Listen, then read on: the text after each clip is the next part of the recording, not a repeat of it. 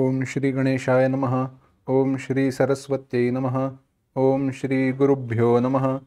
श्रुतिस्मृतिपुराणानामालयं करुणालयं नमामि भगवत्पाद शङ्करं लोकशङ्करं। शङ्करं शङ्कराचार्यं केशवं बादरायणं सूत्रभाष्यकृतौ वन्दे भगवन्तौ पुनः पुनः। ईश्वरो गुरुरात्मेति मूर्तिभेदविभागिने व्योमवद्व्याप्तदेहाय दक्षिणामूर्तये नमः। योऽन्तः प्रविश्य मम वाचं मां प्रसुप्तां सञ्जीवयत्यखिलशक्तिधरस्वधाम्ना अन्यांश हस्तचरणश्रवणत्वगादीन् प्राणान् नमो भगवते पुरुषाय तुभ्यम्। घुष्यते यस्य नगरे रङ्गयात्रा दिने दिने तमहं शिरसा वन्दे राजानं कुलशेखरम्।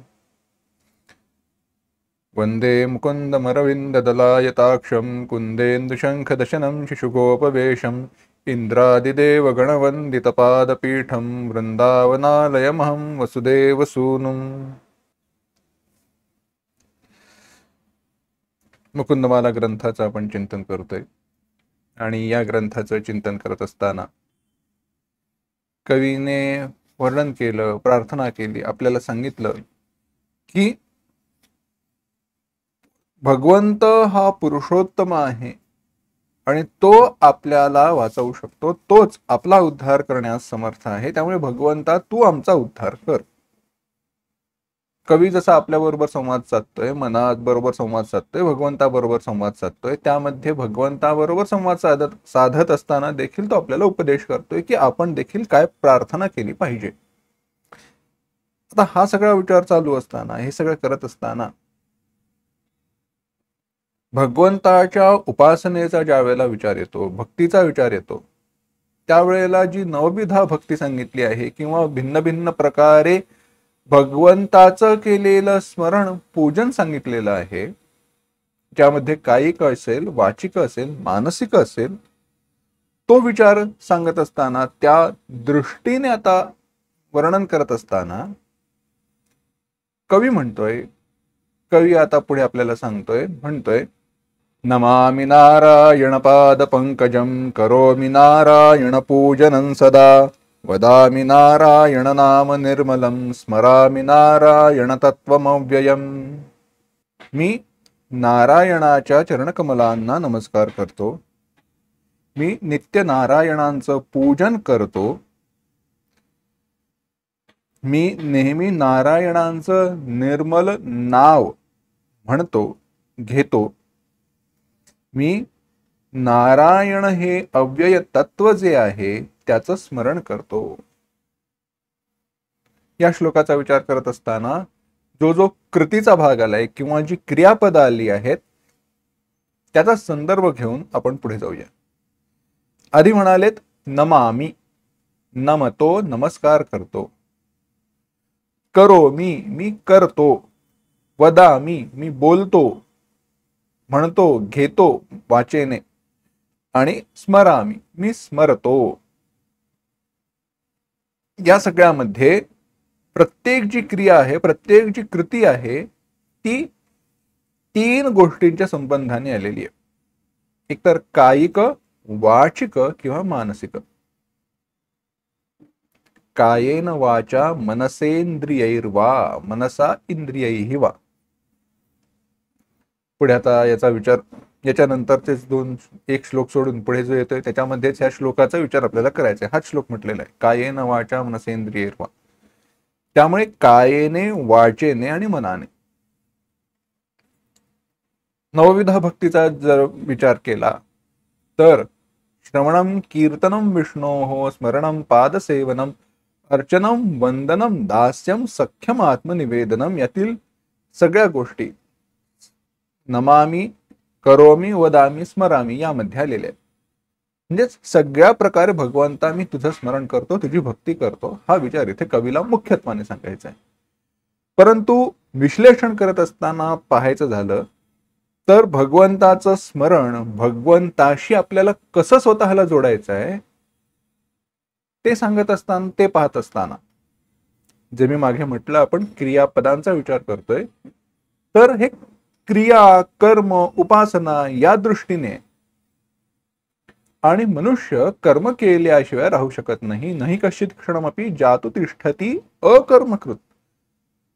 कर्म न करता कोणी राहू शकत नाही, कारण कर्माकडे आपली प्रवृत्ती आहे. आणि मग ते कर्म कोणत्या प्रकारचं असू शकतं, तर कायिक असू शकतं, वाचिक असू शकतं किंवा मानसिक असू शकतं. मग कायिक कर्म करत असताना ते कर्म कसं असावं, तर करोमि नारायण पूजनम सदा. ते नारायणाचं पूजन असावं. काय असावं? नारायणाचं पूजन असावं.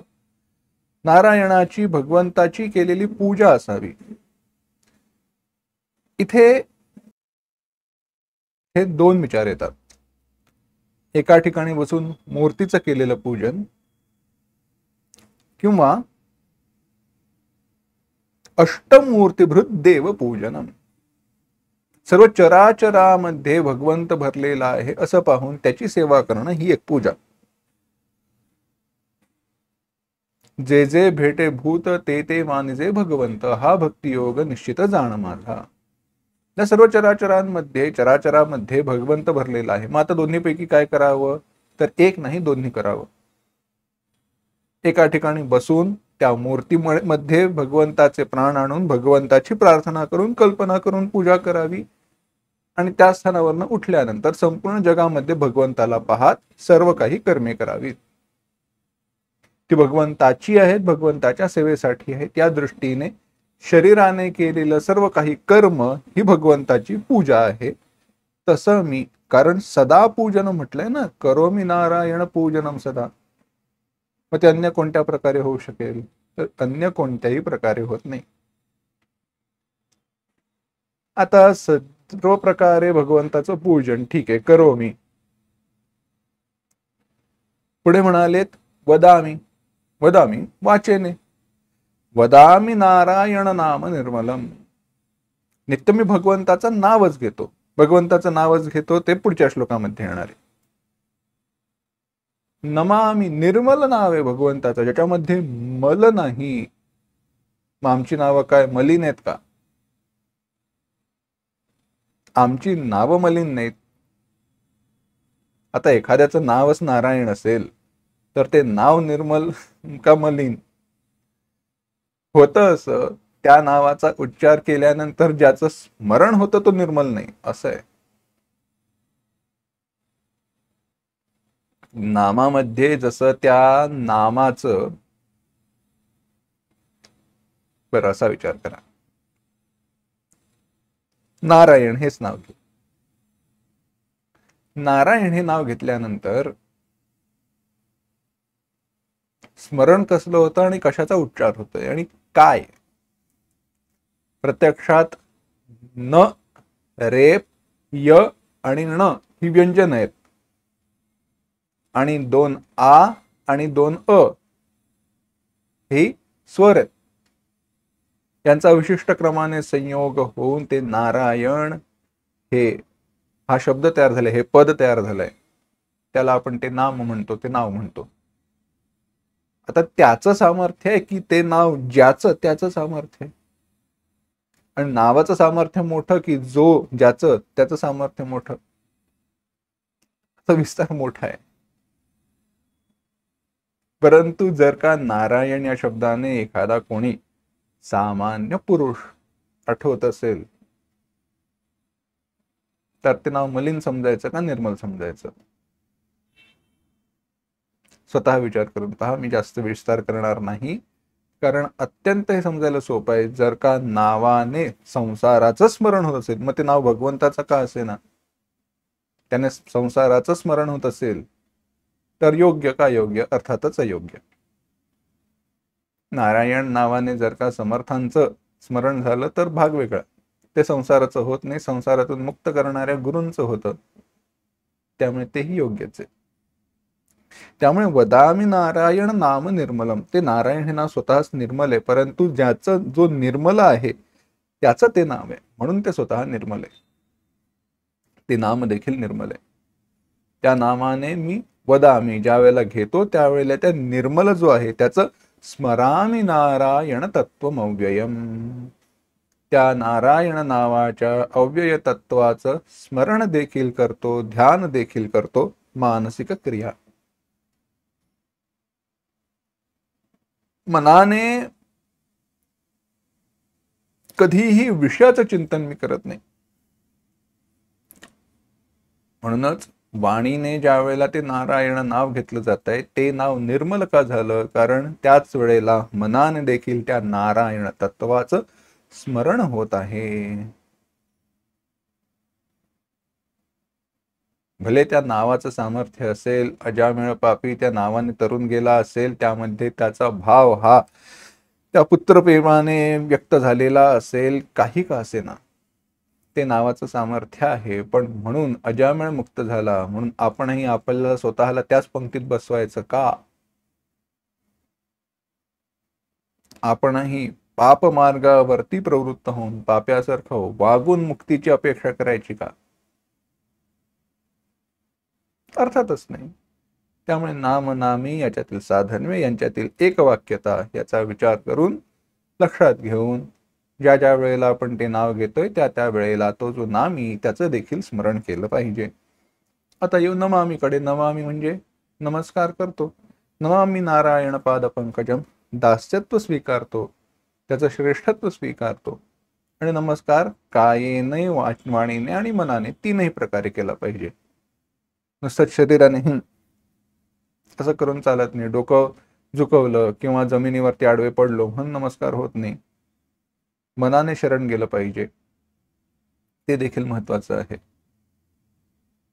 आणि वाणीने प्रार्थना देखील केली पाहिजे, ते देखील नमस्काराचेच एक अंग आहे. त्यामुळे ज्या वेळेला आता वदामी नारायण नाम निर्मलम असं म्हणत असताना ज्या वेळेला त्या नावाचा विचार आला, स्मरणाचा विचार आला, त्यावेळेला नारायण नारायण नारायण, राम राम राम, श्रीराम जय राम जय जय राम, कृष्ण कृष्ण कृष्ण, सगळी नाव घेणं किती सहज आहे, किती सोपं आहे.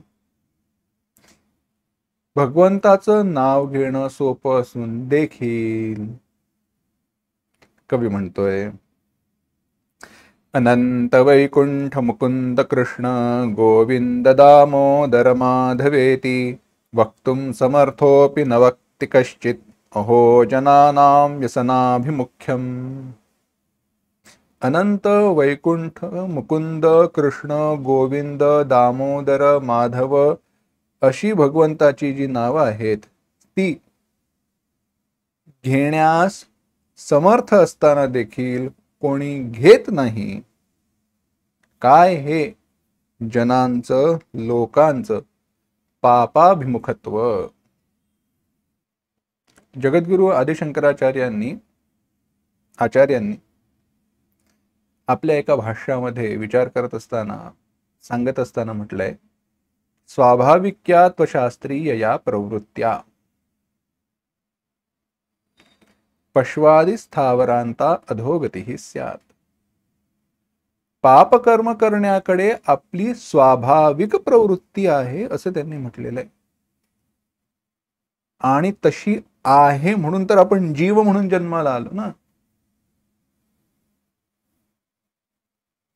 कवी तेच म्हणतोय, तेच प्रकट करतोय, अहो जनानां व्यसनाभिमुख्यम. पापकर्माकडे आपण किती सहज प्रवृत्त होतो, वाईटाकडे, तामसाकडे किती सहज प्रवृत्ती आहे. प्रत्यक्षात भगवंताचं नाव घेणं किती कठीण आहे? अजिबात नाही. म्हणता म्हणता कवीने सांगितलं, अनंत वैकुंठ मुकुंद कृष्ण गोविंद दामोदर माधवेती. विष्णू सहस्रनाम तर आपल्या परिचयाच आहे. परंतु हे एवढं सोपं असताना देखील नवक्ती कश्चित, कोणी घेत नाही. काय हे आपलं पापाभिमुख. पण आता यात कवीचा दोष नाही की भगवंताचा दोष नाही. ज्याला स्वतःचा उद्धार करून घ्यायचा आहे तो करून घेईलच. आपण दुसरं कोणी त्याला काही करू शकत नाही. व्यासांनी स्वतः म्हटलंय, ऊर्ध्वबाहुविरोम्येष न च कश्चित् शृणोति माम. धर्मादर्थस्य कामश्च सधर्मो किम न सेव्यते. मी हात वर करून ओरडून सांगतोय, हे ओरडून सांगतोय, पण कोणी ऐकतच नाही. काय सांगतोय? धर्माद्वारे अर्थ आणि कामाचा विनियोग करा, प्राप्त करा. पण त्या धर्माचं सेवन कोण करतो? त्या धर्माने कोण वागतो? कोणी वागत नाही. सगळेजण आपण तेच. आपण म्हणू मी धर्माने वागतो, परंतु कुठेतरी अधर्माने वागता आलं तर किती पटकन वागतो, ते आत्मपरीक्षण आपण केलंच पाहिजे. म्हणून मग काय केलं पाहिजे? कवी पुढे सांगतोय, धर्माने वागण्याकडे आपली सहज प्रवृत्ती नसते, तर ती धर्माने वागण्याकडे आपली प्रवृत्ती असावी. यासाठी म्हणून आपल्याला कवी सांगतोय, कायेन वाचा मनसेंद्रियैर्वा बुद्ध्यात्मना वा प्रकृते स्वभावात करोमि यद्यत् सकलं परस्मै नारायणायेति समर्पयामी. अत्यंत प्रसिद्ध सुपरिचित असणारा श्लोक कवी इथे म्हणतोय, कायेन शरीराने, वाणीने, मनाने, इंद्रियांनी, बुद्धीने, माझ्या अहंकाराने अथवा स्वभावाने, प्रकृती स्वभावाने, माझ्या स्वभावानेच जे जे काही करतो ते नारायणाला मी समर्पित करतो. कवी आता इथे तोच विचार प्रकट करतोय. आपण केलेली जी कृती आहे, आपला स्वतःचा जो विचार आहे, तो सगळा भगवंताला समर्पित करत असताना तो म्हणतोय, कायेन वाचा मनसेंद्रियैर्वा, कायेन वाणीने, मनाने. मागे जो आपण विचार केला, इथे काही गोष्टी इथे अनुस्यूत केल्या आहेत, अजून सांगितल्या आहेत. एक काया शरीर, वाचा वाणी, मन, बुद्धी, प्रकृती स्वभाव, माझ्या वासना आणि अहंकार. या सगळ्यांद्वारे मी जे जे काही करतो ते सगळं भगवंताला समर्पित करतो.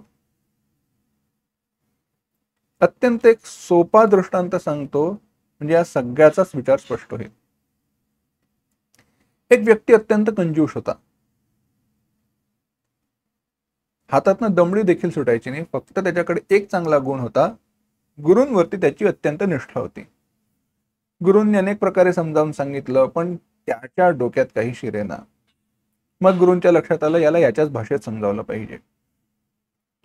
त्यांनी त्या माणसाला सांगितलं, तुझा कंजूस होता त्याला, अरे फार काही करू नकोस, भगवंताची पूजा कर. अरे ते म्हणाले, गुरुजी पूजा करा, केवढा खर्च आहे? त्याला म्हणाले, अरे काही खर्च नाही. काय करायचं? खर्च नाही खर्च. कसं करायचं? त्यांनी सांगितलं, काही नाही, मनानेच कल्पना करायची. मग मानसिक पूजा सांगितली. मनानेच त्याला आसन द्यायचं, सोन्याच्या पाटावर बसवायचं. त्यामध्ये सुद्धा काकू करायला लागला, असं म्हणायला लागला की हो एवढा खर्च वगैरे. ते म्हणाले, मनाने करायचं, त्यात तुला काय? कसं बस त्याला समजावलं, मनवलं. तो म्हणाला, मनाने करायचं, ठीक आहे, पटलं. मला काही खर्च करत नाही, माझं काही सुटत नाहीये, माझा पैसा खर्च होत नाही, मनाने पूजा करायची मी करेन. करू लागला. तसेच काही दिवस गेले. कसा बसा तो करत असायचा. एके दिवशी पूजा करत असताना भगवंतासाठी नैवेद्य करायचा म्हणून खीर करत होता. खीर करताना साखरेची दुसरी वाटी टाकणार, एवढ्यात हात अडखळला. रे एवढी साखर केवढी फुकट जाते, म्हणून हात थांबला आणि भगवंतांनी प्रकट होऊन त्याचा हात वाकडा केला आणि म्हणाले, अरे इथे तरी कंजूसपणा सोडून दे.